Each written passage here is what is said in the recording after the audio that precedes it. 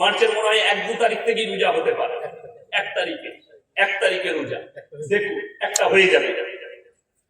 এই ঠিক ফেব্রুয়ারিতে 13ই ফেব্রুয়ারি না 14ই ফেব্রুয়ারি আমার ডায়েরিতে দেখছিলাম লেখা আছে শবে বরাত।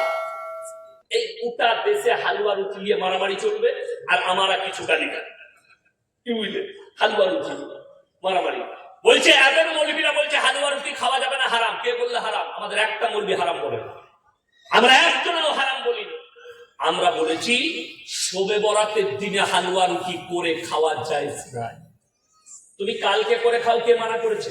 পরশু করে খাও, কে মানা করেছে? রমজান মাসে রোজ কর, কে মানা করেছে?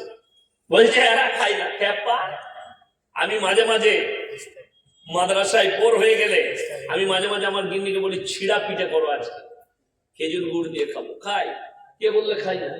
সব খাই। কিন্তু যেমন বলছে এদের জিলেপি খেলে হজম হয় না, কে বললে হারাম কর জিলেপি খাই না? আমরা জিলেপি খাই, কিন্তু কবরে মান্নত করা জিলেপি হারাম।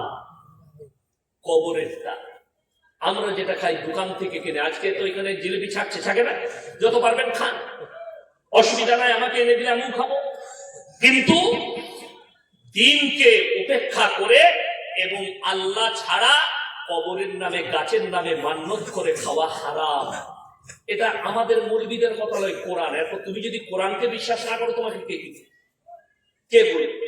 অথচ দুঃখের বিষয়, আমি যখন কয়েক বছর আগে আমার আব্বাজি লখনৌ একটা জলসায়